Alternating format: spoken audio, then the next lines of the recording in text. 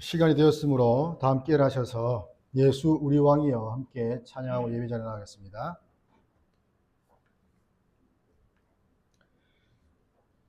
예수 우리 왕이여 이곳에 오소서. 보좌로 주여 임하사 찬양을 받아 주소서. 주님을 찬양하오니 주님을 경배하오니 왕이신 예수여 오셔서 좌정하사 다스리소서. 내가 산을 향하여 눈을 들리라. 나의 도움이 어디서 올까? 나의 도움은 천지를 지으신 여호와에게서로다. 은혜와 자비가 풍성하신 아버지 하나님, 거룩한 주일 예배 자리에 나와 하나님을 예배하게 하시니 감사합니다.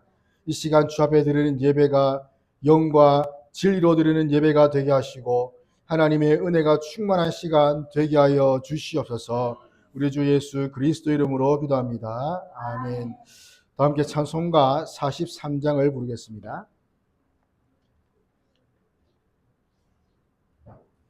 찬송가 43장입니다.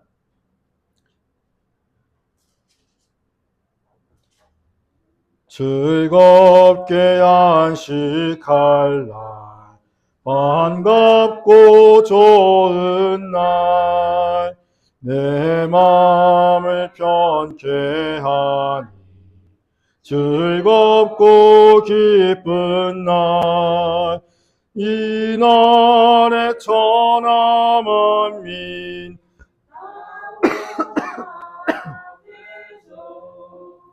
참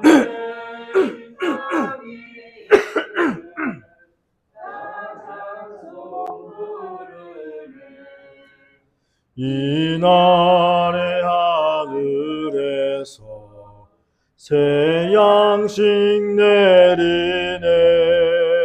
성회로 모이라고 종소리 울리네.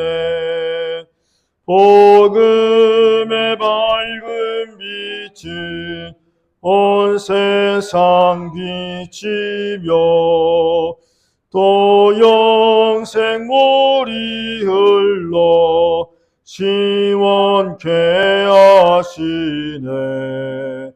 이 주일 지킴으로 새 은혜 입어서 영원히 쉬는 곳에 다 올라갑시다. 성부께 찬미하고 성자와 또 성령 참되신 삼위일체 다 찬송 부르세. 아멘. 이 시간 다 함께 한 주간 지었던 죄를 회개하는 참회 기도를 하도록 하겠습니다. 아버지 하나님 감사합니다. 주님 죄를 은혜 가운데 지켜주시어서 아버지 은혜 가운데 이 한 주간 살아갈 수 있도록 하시니 감사합니다. 주님 죄를 불쌍히 여겨 주시옵소서. 주님 예비하는 죄들 주여 이 자리에 나왔습니다. 아버지 하나님 한 주간 지었던 모든 죄악들을 주여 용서하여 주시고 아버지 은혜 가운데 주님 예배 시간 될 수 있도록 은혜를 다하여 주시옵소서. 주님 긍휼을 베풀어 주시옵소서. 아버지 하나님 하나님께서 함께 하심을 통하여 저희들이 은혜 받게 도와주시고 아버지 은혜 가운데 함께 주님 예배함이 있어서 주여 하늘의 신령 은혜와 복을 받아 누리는 복된 시간 되게 하여 주시옵소서. 주님 인도하여 주시옵소서. 저희 모든 죄악들 주 예수 그리스도의 보혈의 공로로 사함 받은 줄 믿고 이 자리에서 하나님을 예배하며 하나님께 영광 돌리는 시간 될 수 있도록 은혜를 베풀어 주시옵소서. 주님 인도하여 주시고 성령께서 함께하여 주시옵소서. 도와주시옵소서. 그러므로 이제 그리스도 예수 안에 있는 자에게는 결코 정죄함이 없나니 이는 그리스도 예수 안에 있는 생명의 성령의 법이 죄와 사망의 법에서 너를 해방하였습니다. 아멘. 다 함께 사도신경으로 우리의 신앙을 고백하겠습니다. 나는 전능하신 아버지 하나님 천지의 창조주를 믿습니다. 나는 그의 유일하신 아들 우리 주 예수 그리스도를 믿습니다. 그는 성령으로 잉태되어 동정녀 마리아에게서 나시고 본디오 빌라도에게 고난을 받아 십자가에 못 박혀 죽으시고 장사된 지 사흘 만에 죽은 자 가운데서 다시 살아나셨으며 하늘에 오르시어 전능하신 아버지 하나님 우편에 앉아 계시다가 거기로부터 살아있는 자와 죽은 자를 심판하러 오십니다. 나는 성령을 믿으며 거룩한 공교회와 성도의 교제와 죄를 용서받는 것과 몸의 부활과 영생을 믿습니다. 아멘. 자리에 앉으셔서 다 함께 십계명을 교독하겠습니다.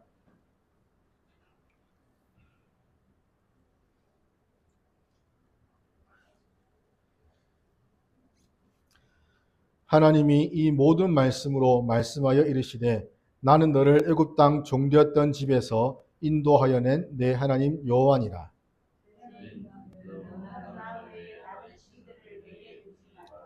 죄인은 너를 위하여 새긴 우상을 만들지 말고 또 위로 하늘에 있는 것이나 아래로 땅에 있는 것이나 땅 아래 물속에 있는 것에 어떤 형상도 만들지 말며 그것들에게 절하지 말며 그것들을 섬기지 말라.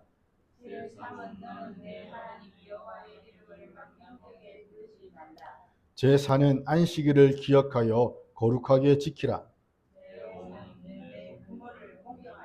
제6은 살인하지 말라. 제8은 도둑질하지 말라. 다 같이 읽겠습니다.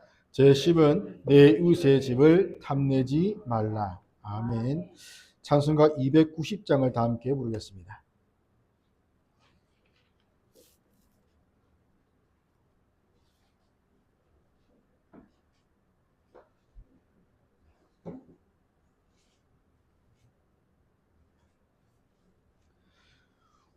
우리는 주님을 늘 배반하나 내 주 예수여 전이 날 부르사 그 참되신 사랑을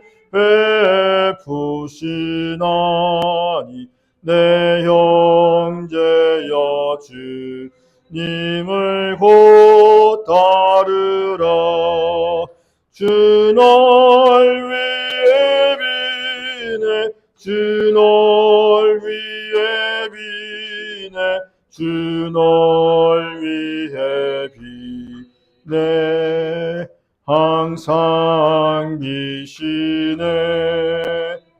주께서 풍성한 은혜를 내려 내 영혼이 나날이 복받으니 주 예수를 너희도 구주로 섬겨 곧 따르면 풍성한 복 받겠네.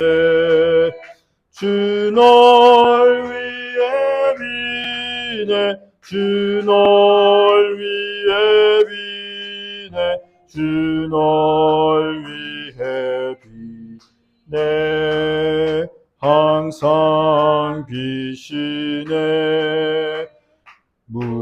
무거운 짐 지고 애타는 인생 주 예수께 돌아와 보시어라. 내 주 예수 너희를 돌보실 때 참 복락과 위가 넘치겠네. 주 널 위해 비네. 주 널 위해 비네. 주 널 위해 비네. 항상 비시네. 기도하시겠습니다. 사랑과 은혜가 풍성하신 아버지 하나님, 저를 하나님의 백성 삼아주시고 하나님의 자녀로 하나님의 사랑 안에 살게 하심을 감사합니다. 주일의 쉼과 안식을 누리게 하시며 예배 자리에 모여 하나님께 예배하게 하시니 또한 감사를 드립니다. 저희가 하나님의 은혜 가운데 또한 이곳에 교회로서 세워지게 하시고 세상을 향하여 빛과 소금의 사명을 잘 감당할 수 있는 은혜를 더하여 주시옵소서. 함께 힘써 복음을 전파하며 예수의 생명으로 많은 사람을 돌아오게 하는 정말 구원의 방주와 같은 교회가 되게 하여 주시고, 인생의 어려운 문제들을 겪는 모든 성도들 주께서 지혜를 주시고 또한 하나님의 뜻을 알게 하시며 하나님의 섭리 가운데 정말 주께서 피할 길과 이기림을 주심으로써 모든 일들을 넉넉히 이길 수 있는 믿음을 더하여 주시옵소서. 인생의 모든 순간마다 하나님의 인도를 보게 하시고 인생의 모든 문제마다 하나님의 도우심을 보게 하여 주옵소서. 주님이 이 나라와 임족을 특별히 기억하여 주시고 주님 지금까지 하나님의 은혜 가운데 지금의 풍요로움을 허락하여 주심에 감사합니다. 세월이 갈수록 하나님을 멀리하고 세상의 쾌락과 악한 것들이 넘쳐나지만 전능하신 하나님께서 이 나라를 지켜 주시옵소서. 이 나라에서 어지럽고 또 불법을 행하는 자들이 법의 심판을 받아 정의와 공의가 실현되게 하시고 하루속히 북한의 김정은 정권이 무너져 남과 북이 평화롭게 하나 되게 하시며 지금도 이 땅 가운데 북한 땅 가운데서 기도하면서 하나님 신앙을 지키는 성도들의 기도를 들으시고 하나님의 자녀로서 함께 예배하며 영광 돌리는 날이 속히 올 수 있도록 은혜를 베풀어 주시옵소서. 이 시간 말씀을 듣고자 합니다. 나에게 주시는 하나님의 음성으로 듣게 하시고 순종할 수 있는 마음으로 듣게 하셔서 말씀대로 역사하시는 하나님의 능력과 은혜를 보게 하여 주시옵소서. 우리 주 예수 그리스도의 이름으로 기도합니다. 아멘. 오늘 우리에게 주시는 하나님 말씀은 룻기 2장 1절부터 7절 말씀입니다. 룻기 2장 1절부터 7절까지 말씀입니다.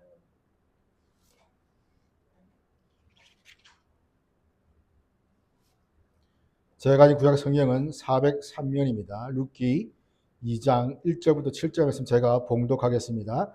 나오미의 남편 엘리멜렉의 친족으로 유력한 자가 있으니 그의 이름은 보아스더라.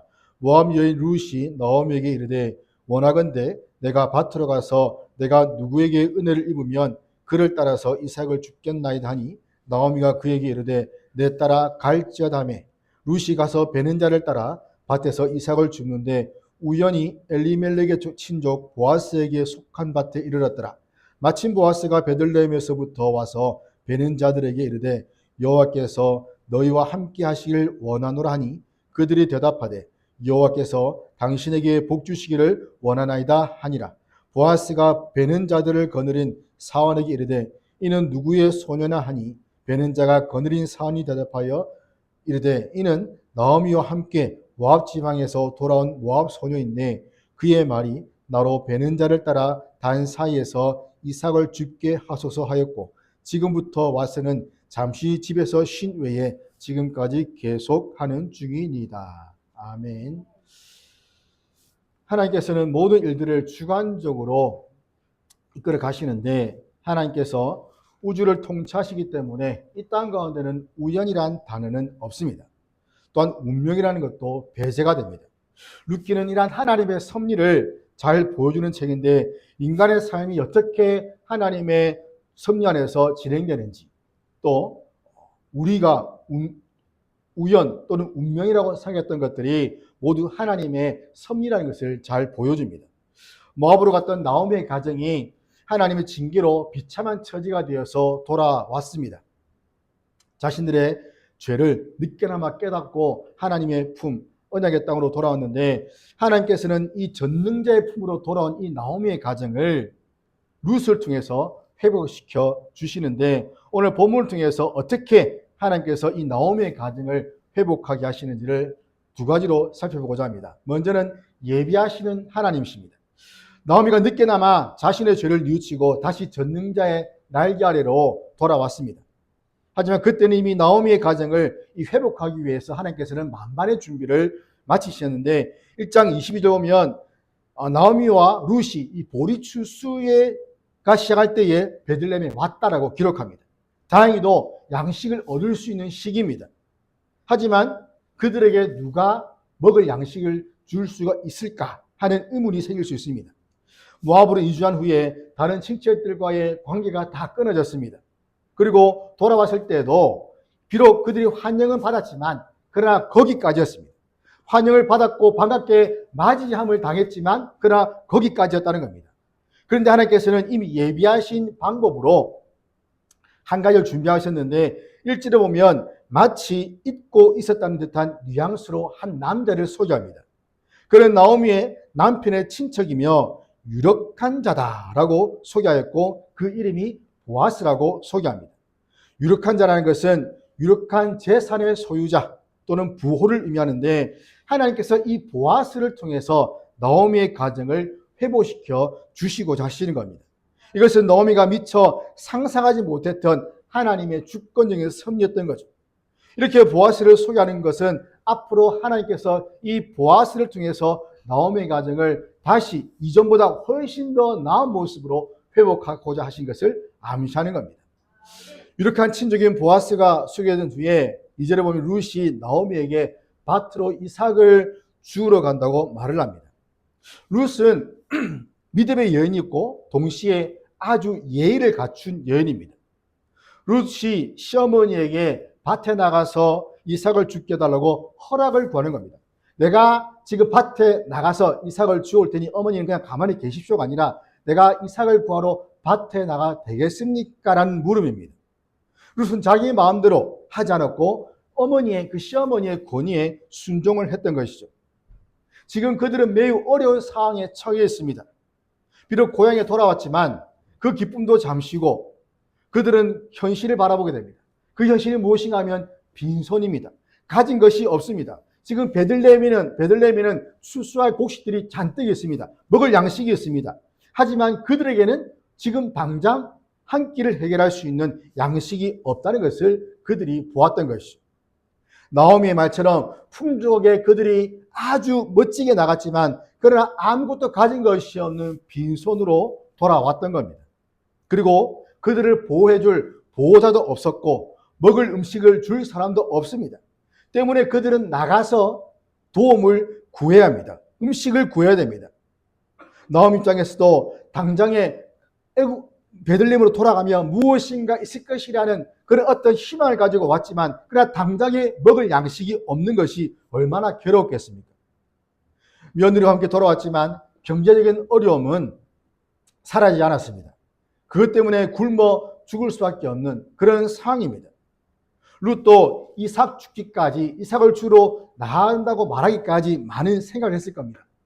어머니와 돌아왔지만 그 살 길이 막막하였고 마치 지금 자기의 인생은 모압에 있을 때보다 훨씬 더 안타깝고 비참한, 즉 인생의 밑바닥까지 떨어진 그런 상황임을 본 것이죠. 이럴 때 그에게 어떤 마음이 들었겠습니까? 나오미를 따라온 것을 한편으로는 후회했을지 모릅니다.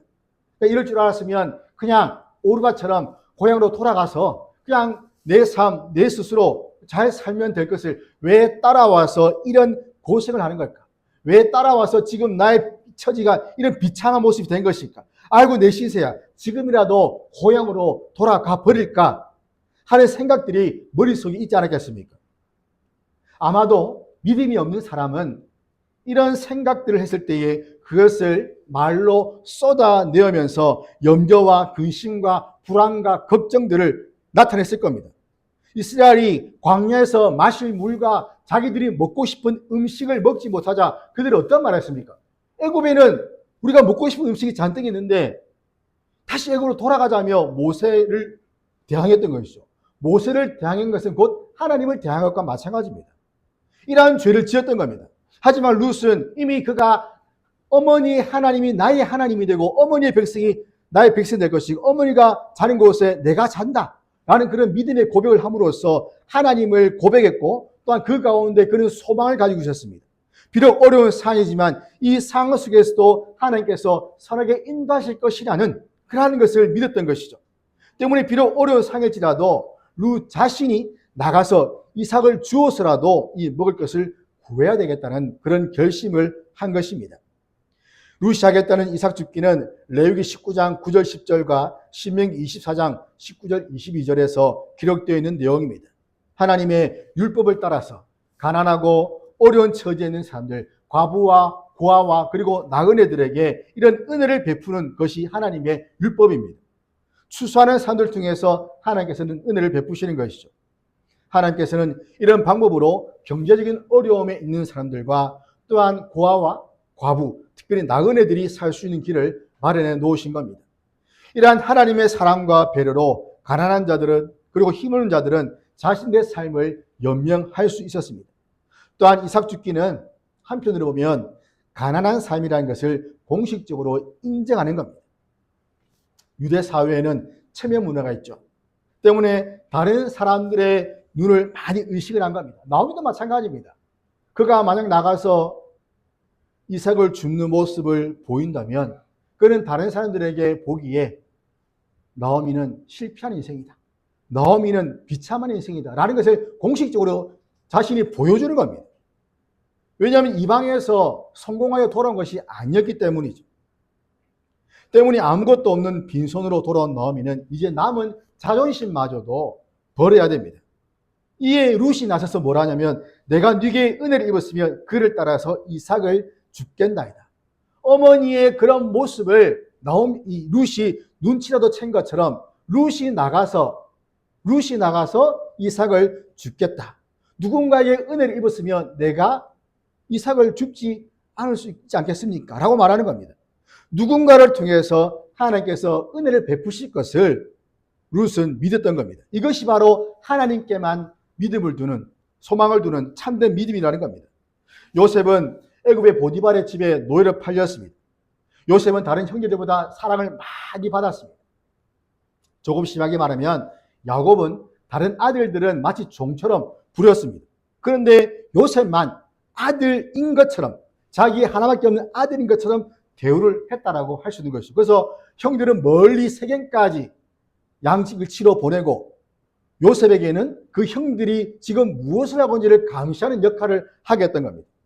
그리고 이 요셉에게는 무엇을 입혔냐면 채색 옷을 입혔던 것이죠. 그래서 이런 요셉에게는 정말 왕자 같은 대우를 받았던 요셉에게는 이 노예의 삶이 감당할 수가 없었던 겁니다. 그런 상황에서 요셉이 어떻게 했습니까? 절망에 빠져서 우울증에 걸려서 주인의 눈치를 살피면서 게으름을 부리지는 않았습니다. 요셉은 하나님이 자신과 함께 한다는 것을 알고 있었고 그렇기 때문에 자신이 처한 환경을 인정하면서 그 안에서 그는 최선을 다했던 겁니다. 심지어 어땠습니까? 그가 성폭행 미수범으로 몰렸습니다.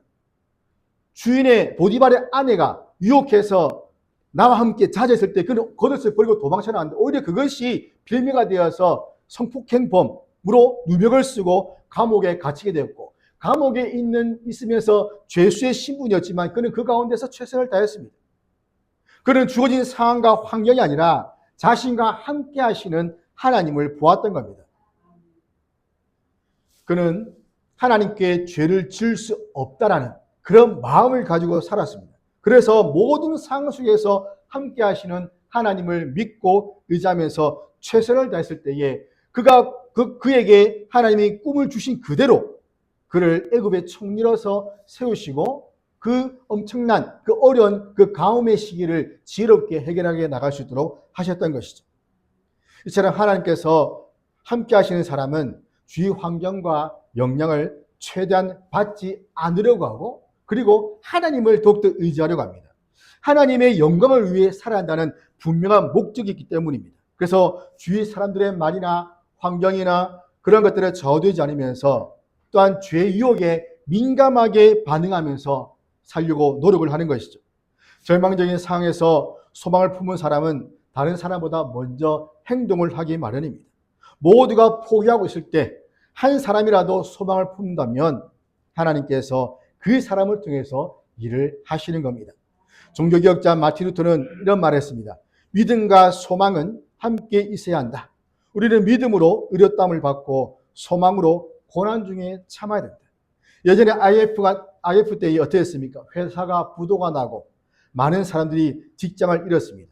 그때에 우스갯 소리지만 교회가 부흥했습니다. 많은 사람들이 그 어려움을 이겨내고자 교회로 온 것이죠. 기도하고 온 겁니다. 교회가 부흥을 했습니다. 하지만 반대로 어두우면은 많은 사람들이 실직과 그런 어려운 환경 아래서 자기의 생명을 끊는 그런 안타까운 일도 있었습니다. 지금도 사람들은 힘들다고 말합니다. 지금도 모두가 힘든 상황이죠. 경제적으로 힘들고 모두가 다 힘든 어려움이 있습니다. 이런 때에 하나님께서 우리에게 무엇을 요구하시겠습니까? 오래 참고 인내하면서 하나님이 일하실 것을 기다리는 것을 원하시지 않겠습니까? 왜냐하면 우리가 할 수 있는 것은 아무것도 없기 때문입니다. 이런 절박한 상황, 정말 나빠질래야 나빠질 수 없는 그런 상황 속에 있을 때에 어떤 행동을 해야 되겠습니까? 하나님을 더욱더 의지하면서 또한 룻처럼 이삭죽기를 하면서 나갔을 때 나는 오늘 같으면 오늘 말로 하면 기초수급자라는 것을 스스로 인정하는 그런 모습을 보이는 겁니다. 나는 기초수급자요, 차상위 계층이요, 나는 국가에서 정말 도움받는 그런 사람이라는 것을 스스로 자인하는 것이죠. 하지만 그렇다 하더라도 우리의 생각은 하나님 왜 나를 이런 상황까지 이끌게 하셨을까? 왜 나를 이렇게 어렵게 하셨을까? 하는 자책과 그런 어떤 비참한 그런 생각 속에 자꾸 사로잡혀서 살 것이 아니라 우리는 하나님의 은혜를 더 구해야 한다는 겁니다. 하나님 붙잡고 하나님이 이렇게 세워주시면 그 인생의 밑바닥에서 올라오지 않은 사람은 아무도 없다는 겁니다. 누구나 다 인생의 밑바닥에서 올라올 수 있는 겁니다. 책 중에 그런 게 있죠. 맨발에서 벤치까지라는 책이 있습니다. 정말 맨발 아무것도 없는 그런 상황에서 자신이 벤치를 타고 다니는 그 상황에 이르는 그 모든 과정들. 물론 자신이 열심히 노력하고 한 성공의 어떤 사례지만 그러나 하나님이 벤치를 타더라도 하나님이 그 꺾어버리면 벤치에서 한순간에 맨발로 가는 것은 한순간입니다. 그러나 맨발이 따더라도 하나님이 이렇게 세우시면 벤치가 아닌 그보다 더 나은 삶을 살아가도록 하시는 것이죠. 그렇기 때문에 우리는 하나님을 붙잡아야 됩니다. 하나님이 함께 하시를 믿는다면 우리는 낙심할 이유가 없습니다. 우리의 극한 상황은 하나님의 기회다. 즉 하나님께 기회다라는 말이 있습니다. 우리가 극한 상황으로 가면 갈수록 하나님이 일하시는 것이죠. 우리가 막 일하려고 났을 때 하나님께서는 많으시면서 우리를 극한 상황으로 코너로 몰아가시는 겁니다. 네가 할 게 아니다. 내가 해야 된다는 것을 하나님 보여주시는 겁니다. 하나님은 우리 극한 상황조차도 사용하셔서 하나님의 그 도우심의 은혜를 경험하게 하십니다. 이러한 하나님의 은혜를 경험한 사람의 믿음이 어떻게 되겠습니까? 더욱더 강해지고 더 하나님만 바라보는 그런 소망의 신앙을 갖게 되는 것입니다. 아무리 힘들다고 해도 하나님께서는 살 수 있는 길을 열어주십니다. 경제적으로 힘들어도 하나님께만 나오면 살 길이 열립니다. 저희 가정이 어렵고 힘들었을 때, 그때 코로나 시기였죠. 인천에 있을 때에, 이건 뭐 간증 아닌 간증이라 볼 수 있는데, 힘들었을 때에 정말 돈이 좀 없어가지고 있는 중에 제 마음 가운데 금액이 딱 떠오르더라고요. 어떤 특정 금액이 150만 원. 그래서 하나님 150만 원만 주시면 좋겠습니다라는 그런 마음의 기도가 나왔거든요. 그런데 또 그 교회에 있던 장로님 한 분이 봉투를 주셨는데 주셨고 100만 원인가 있었고 받은 게 그 다음에 저희 어머니 그때 50만 원인가를 주셨어요. 그 금액이 딱 150만 원이잖아요. 물론 그 봉투가 오는 데는 사고가 있었습니다. 중간에 사고가 있었어요. 누군가는 그 돈을 삥땅을 쳐가지고 지금 웃고 있는 아이가 하나 삥땅을 쳐가지고 원래는 100만 원보다 더 돈이 많았는데 어제 들어오는 100만 원이었어요. 그때 120만 원인가 했는데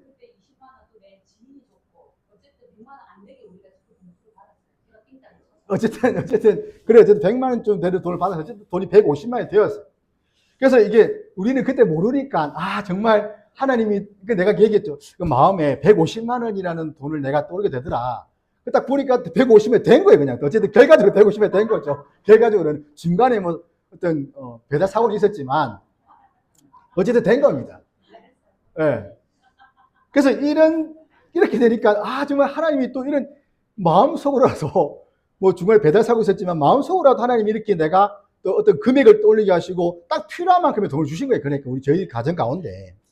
그러니까 이런 일이 있으니까 정말 돈 문제에서만큼은 조금씩 내려놓게 되고 하나님이 채우신다는 것을 경험하게 되었습니다. 뭐 이전에 또 서울에 있을 때도 또 한번 한창 돈이 많이 없을 때 또 어떤 분으로부터 교육자들 전체에게 또 이렇게 봉투를 주는데 가정에 있는 교육자들에게는 100만 원을 주고 가정이 없는 이제 미혼에게는 50만 원을 줬어요. 그게 뭐냐면 이사 선물로 자기 집을 새로 지었는데 이사 뭐 딱히 뭐 선물할 거 해서 이사 선물로 각자 봉투를 하나씩 주더라고요. 아주 통이 큰 그런 장로님이었습니다. 아무튼 이런 일들을 이제 우리가 경험은 겪을수록 우리는 경제적인, 특별히 가장 예민한 부분이잖아요. 경제적인 부분이. 그런 경제적인 부분에 있어서 더 하나님께 맡기게 되고 하나님의 은혜를 더 구할 수 있는 그런 믿음으로 나아간다는 겁니다.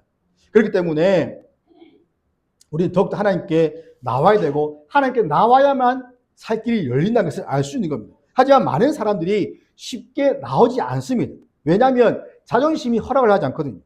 자존심이 그들의 발을 붙들고 있는 겁니다. 그래서 하나님 앞에 나가서 기도하지 못하도록 막습니다. 하지만 주님께서 말씀하십니다. 공중에 나는 새와 들의 풀을 봐라. 하나님이 다 먹이신다. 다 기르신다. 그리고 사는 문제는 불신자들이 하는 문제이기 때문에 염려하지 말라. 빠지지 말라. 하나님 아버지가 다 필요로 하시고 채워주신다고 말씀하시는 겁니다. 그렇기 때문에 우리는 하나님께 구체적으로 손을 아뢰되 아버지의 뜻대로 되기를 구해야 됩니다. 우리의 모든 삶의 문제가 아버지의 뜻대로 해결되는 은혜와 복을 구해야 되는 것입니다. 그러므로 우리의 아버지신 하나님께 소망을 두고 필요를 믿음으로 구할 때에 예비하시고 채워주시는 그러한 하나님의 은혜를 누리는 저와 여러분 되기를 주의 이름으로 축원합니다. 두 번째는 인도하시는 하나님이신데 3절에 오면 룻이 가서 베는 자를 따라 밭에서 이삭을 줍는데 우연히 엘리멜렉의 친족 보아스에게 속한 밭에 이르렀다고 합니다. 나가서 이제 이삭을 줍게 됩니다. 그런데 한 곳이 아니라 여러 밭으로 가는 것이죠. 왜냐하면 추수를 할 때에 한 밭만 하는 것이 아니라 다 여러 곳에서 추수를 하기 때문에 추수한 곳에 가서 떨어진 이삭을 줍게 되는 겁니다. 그리고 다른 곳으로 옮겼는데 그곳이 뭐냐면 우연히 보아스의 밭으로 갔다라고 합니다. 우연히 엘리멜렉의 친족 보아스에게 속한 밭에 이르렀다. 자, 우리가 우연히 유심히 살펴봐야 할 단어가 바로 우연이라는 단어인데 그것이 보아스의 밭인 줄 모르고 갔다는 것이죠. 룻의 입장에서는 어느 밭이 누구의 소유인지 그런 정보에 지금 관심을 기울일 처지가 아닙니다. 또한 룻은 아직 보아스의 존재를 모릅니다. 그냥 나오미와 자신이 먹을 그냥 일용할 양식 그것을 위해서 일하고 있을 뿐입니다. 룻에게는 우연이 된 일이지만 그러나 우리는 이 배후에서 일하시는 하나님을 보게 됩니다. 하나님이 준비한 섬이었던 거죠. 하나님이 의도적으로 룻의 발걸음을 보아스의 밭으로 인도하신 겁니다. 잠언 16장 9절에 사람이 마음으로 자기의 길을 계획할지라도 그의 걸음을 인도하시는 이는 여호와시라고 말씀합니다. 이처럼 룻의 발걸음을 인도하신 하나님께서 나오미의 가정에 이제는 소망의 빛을 비춰주시는데 보아스가 등장합니다. 이 우연이라는 단어 속에서 이제 나오미와 룻의 삶에 이제는 돌파구가 마련될 것이라는 암시가 들어있는 것이죠. 도무지 빠져나올 수 없을 것만 같은 그런 감옥과 같은 그런 삶에서 이제는 간단한 한 줄기의 빛이 그들에게 비춥니다. 그래서 이어서 나오는 것이 마침 보아스가 베들레헴에서부터 와서 베는 자들에게 이르되 여호와께서 너희와 함께 하시기를 원하노라니 그들이 대답하되 여호와께서 당신에게 복 주시기를 원하나이다. 하나님의 놀라운 섭리를 볼 수 있습니다. 얼마나 한편으로 드라마로 보면 굉장히 짜릿한 순간입니다. 여주인공과 남자 주인공이 이제 만나는 장면이거든요. 마치 미리 연출을 해놓은 것 같은 그런 각본에 딱 맞게끔 나오는 겁니다. 하필이면 룻이 보아스의 밭으로 가서 이삭을 줍게 되었고 마침 보아스가 베들레헴으로부터 돌아왔다. 여기서 나오는 마침이라는 단어도 하나님의 선한 인도를 보여주는 겁니다. 하나님은 룻과 보아스를 모두 인도하셨습니다. 그래야만 만남이 이루어지고 역사가 이루어지기 때문이죠. 만약 룻이 보아스가 아닌 다른 사람의 밭에서 이삭 죽기를 했더라면, 만약 보아스가 그날에 자기 밭에 나오지 않았더라면, 잠시 룻이 쉬는 그 타이밍에 보아스가 나왔더라면 우리가 아는 방식으로 이런 만남이 이루어지지 않았을 겁니다. 이런 변수를 생각하면 우연히 보이는 만남이 실제로 이루어지는 것은 기적과 같은 일이죠. 많은 사람들이 우연을 가장한 것을 해서 누군가 어떤 맺으러 갑니다. 사람과 관계를 맺으러 가고 일을 만들려고 합니다. 하지만 그것은 인간이 만든 인위적인 것이기 때문에 결코 하나님의 섭리를 볼 수 없는 것이죠. 우리는 하나님께서 이 보아스의 마음에 밭으로 나가고 싶어하도록 하신 것을 보게 됩니다. 결국 하나님이 일하신 것이죠. 사람을 움직이는 일은 우리 인간의 지혜와 노력으로 되지 않습니다. 룻이 보아스의 일정을 확인하고 그가 밭에 나오는 그 순간을 기다렸다가 마주친 것이 아닙니다. 하나님께서 창조하시고 주관하시는 이 세상에서 우연은 있을 수가 없습니다.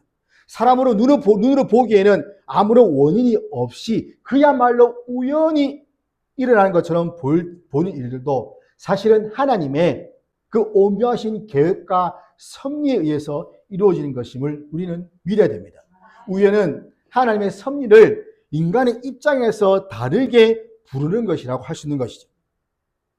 아람 사람과 전쟁에서 한 사람이 무심코 활을 당겨 쏜 화살에 누가 죽었습니까? 이스라엘 왕 아합이 죽었습니다. 그런데 그의 죽음은 이미 미가야 선지자에 의해서 분명히 예언된 겁니다. 그런데 한 사람이 무심코 쏜 화살에 맞아서 아합이 죽었다고 해서 어쩌다가 맞아 죽었다고 말할 수 없는 것이죠. 요나가 롯바로 내려갔을 때에 마침 다시스로 가는 배를 만났는데 이것도 우연이라고 할 수 있는가? 이것도 우연이라 할 수 없습니다. 이런 요나로 하여금 사람이 어디로 도망간다 할지라도 하나님의 낯을 피할 수 없다는 사실을 깨닫게 하시기 위한 하나님의 섭리였다는 겁니다. 우리가 요나와 같은 삶이 어떻게 됐습니까? 딱 간데 이것이야말로 하나님 뜻이 아니겠는가? 내가 딱 내려갔는데 마침 배가 있어서 떠날 수 있었다. 이것이 하나님의 은혜다. 하나님이 이것을 원하신 것이다. 라는 생각들을 많이 할 겁니다. 하지만 우연을 가정한 하나님의 섭리 안에 숨어있는 그 의미를 알지 못한 채 마치 자신이 하나님의 선한 인도하심을 받는 것처럼 착각할 때가 많다는 겁니다. 그러나 이러한 우리의 착각조차도 하나님의 섭리 안에 있습니다.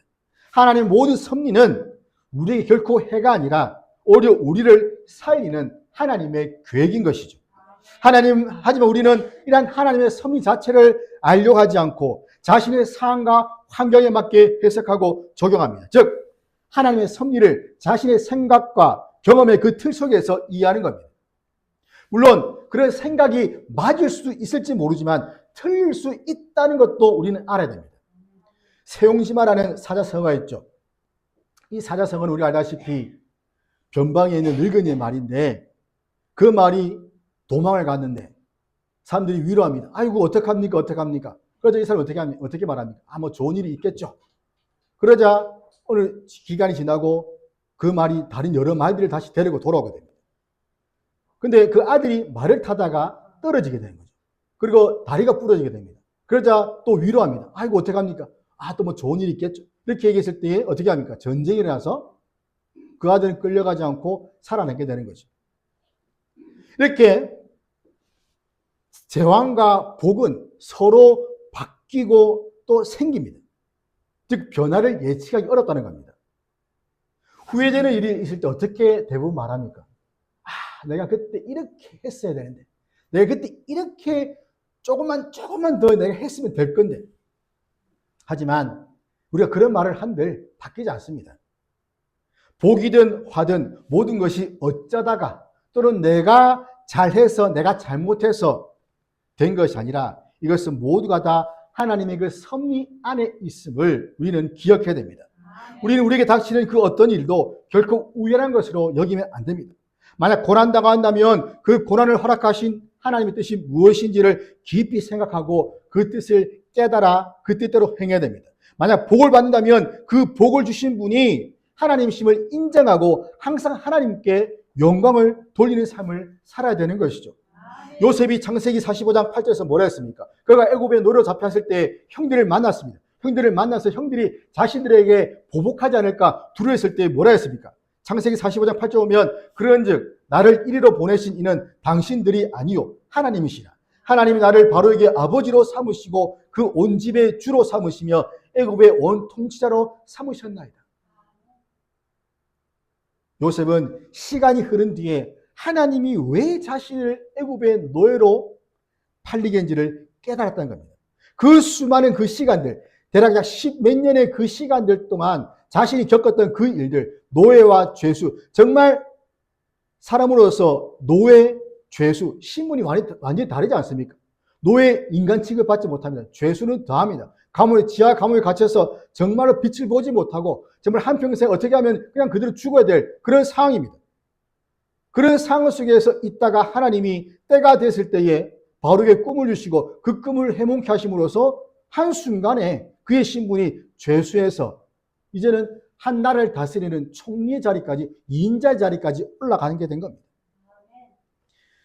우리가 하나님의 뜻대로 이 세상을 주관하고 다스리시는 하나님의 뜻을 인정할 때에 우리는 하나님을 더욱더 의지할 수 있습니다. 보아스는 자기 밭에 와서 일꾼들에게 인사합니다. 여호와께서 너희와 함께 하시기를 원하노라. 일꾼들에 대한 인사말과 동시에 그들을 위한 기원이고 축복의 말입니다. 보아스는 여호와께서 함께 하시는 것이 최고의 복임을 고백하면서 자기 밑에 있는 사람들에게도 이러한 복을 빌고 있는 것이죠. 보아스의 인사말에 일꾼들도 화답합니다. 여호와께서 당신에게 복 주시기를 원하나이다.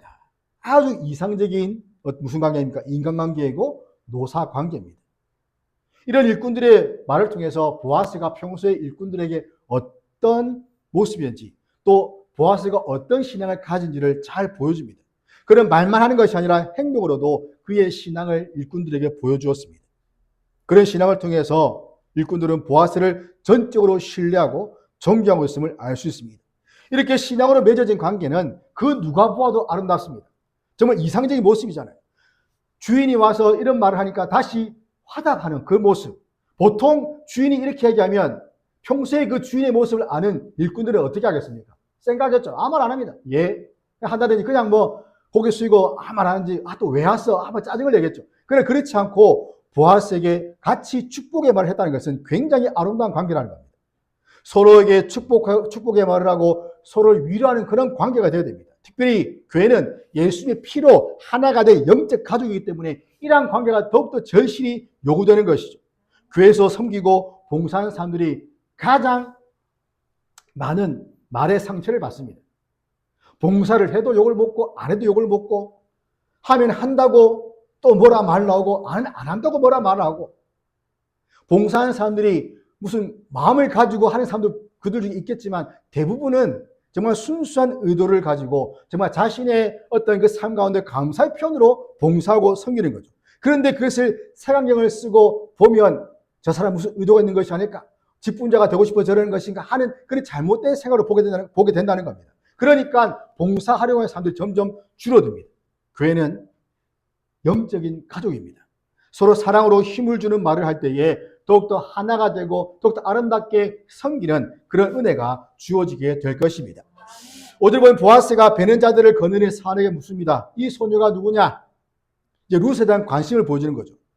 룻이 이방 여인이었고 보아스가 베들레헴에서 방금 돌아왔기 때문에 나오미의 귀향을 모를 수 있었을 겁니다. 어떻게 보면 그냥 쉽게 지나칠 수 있는 사항입니다. 많은 일꾼들 중에 그냥 누군가 와서 일을 합니다. 그러나 보아스는 그냥 지나치지 않았습니다. 평소에 일꾼들에게 관심이 없는 주인이라면 그러니까 누가 오든지 말든지 관심 없이 지나갔을 것인데 일꾼들에게 관심을 가지고 있었기 때문에 누군가 낯선 사람이 왔을 때에 누군가하고 관심을 가지고 묻게 되는 것이죠. 이것은 하나님께서 보아스에게 룻을 보도록 눈을 열어주셨다는 겁니다. 룻에 대한 관심, 자신들의 일꾼들에 대한 관심에서 나온 것이라 볼 수 있고 또한 하나님께서 그로 하여금 보게 하셨기 때문에 보게 된 겁니다. 사실 룻은 굉장히 불평했을 겁니다. 또 룻에게 관심을 가진 사람도 없었을 겁니다. 누군가 이상한 눈초리로 쳐다보거나 또는 이방인, 쉽게 말하면 지금 동남아에 있는 그 외국인 노동자들이 한국 땅 와가지고 막 돈 벌어가면서 보고 이 땅에 노동자가 없어서 외국인을 쓰느냐 이런 말을 하듯이 그냥 왜 왔어? 이것이죠. 왜 왔어?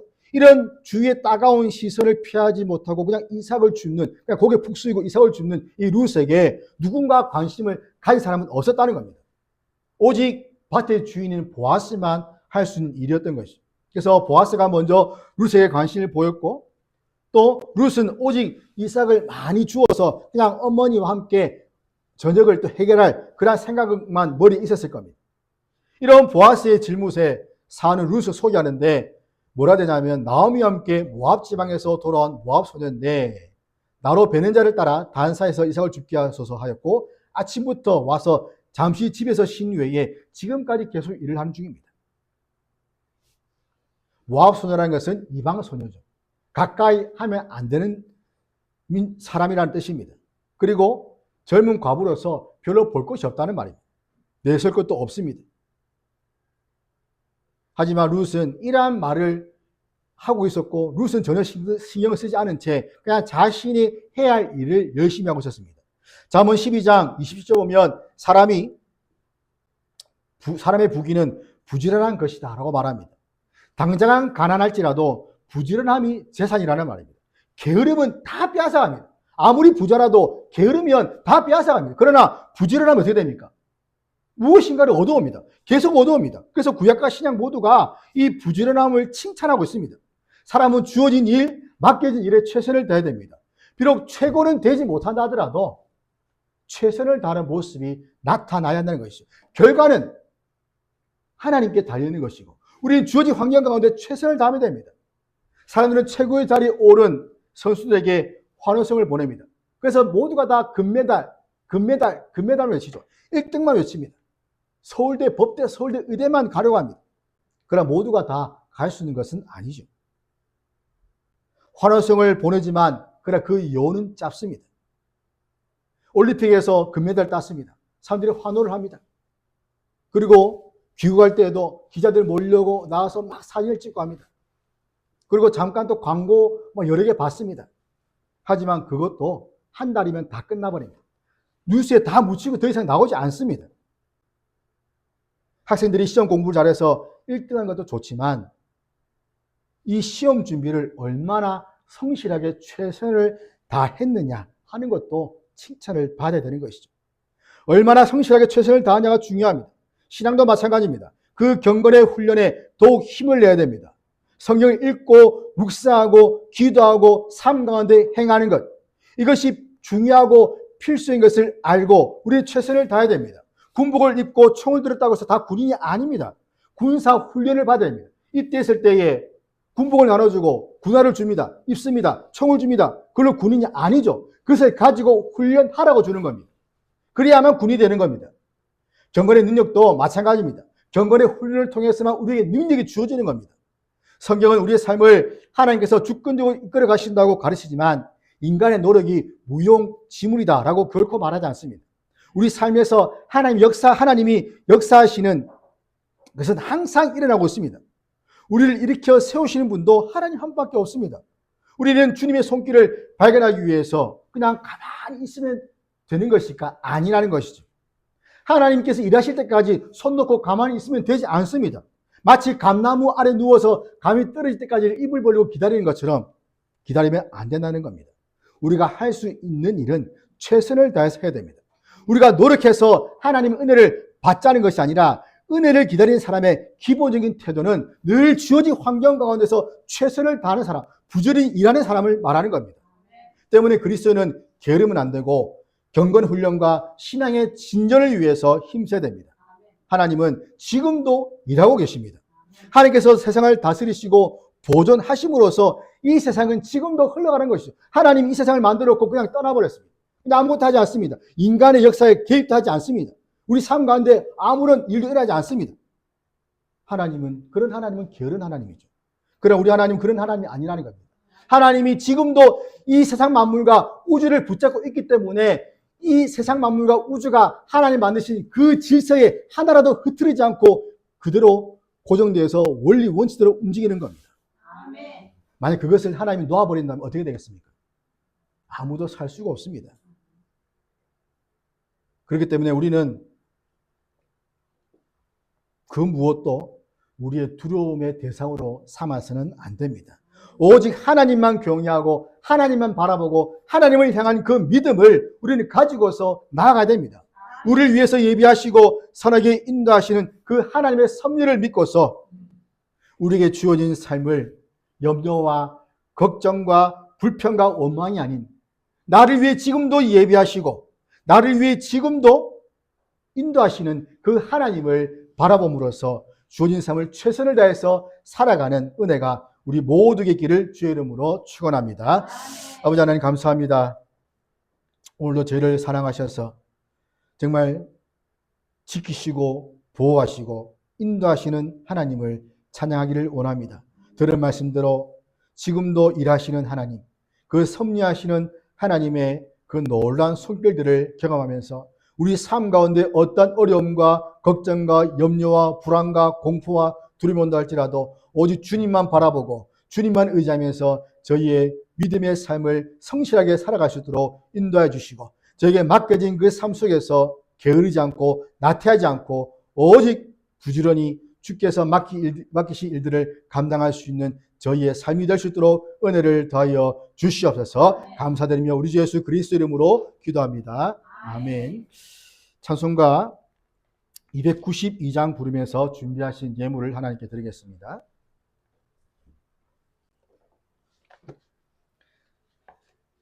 찬송가 292장입니다.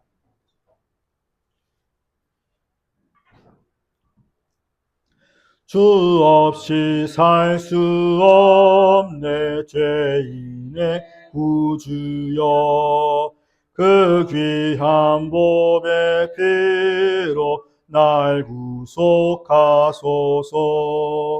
구주의 사랑으로 흘리신 보혈이 내 소망 나의 위로 내 영광 됩니다. 주 없이 살 수 없네 나 혼자 못 서리. 힘없고 부족하며 지혜도 없도다. 내 주는 나의 생명 또 나의 힘이라. 주님을 의지하여 지혜를 얻으리. 주 없이 살 수 없네 내 주는 아신다. 내 영의 깊은 간구 마음의 소원을 주밖에 나의 마음 네 알아주리요. 내 마음 위로하사 평온케 하시네.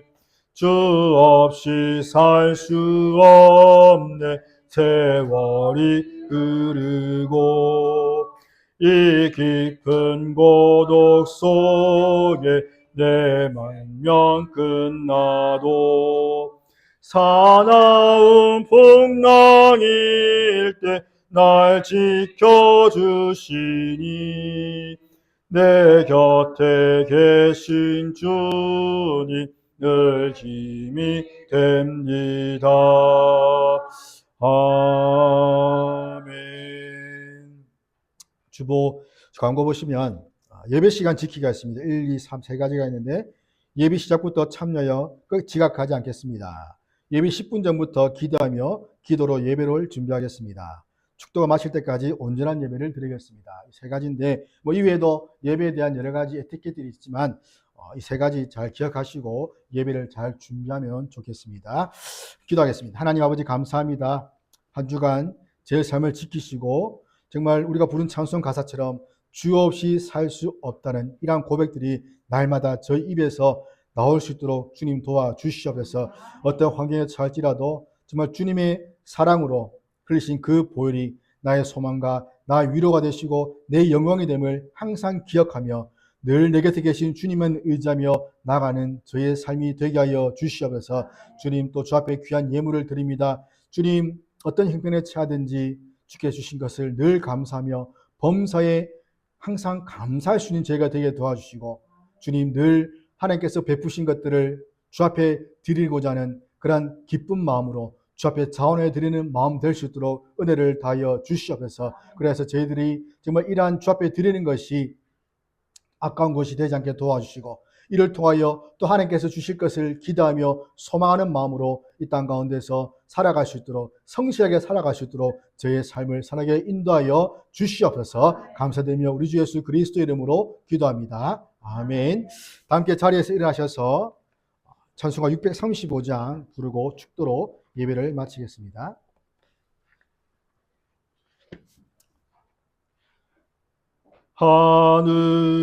하늘에 계신 아버지, 이름 거룩하사 주님 나라 임하시고 뜻이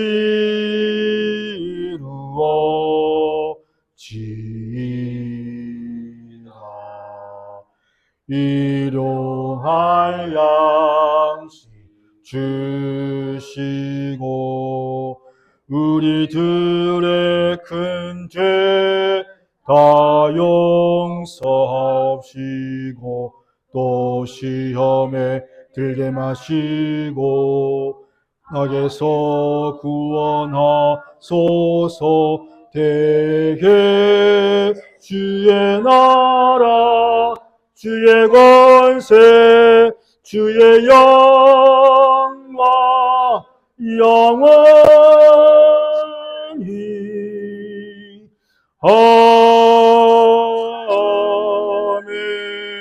아멘. 주 예수 그리스도의 은혜와 하나님의 사랑과 성령의 교통하심이 너희 무리와 함께 있을지어다. 아멘.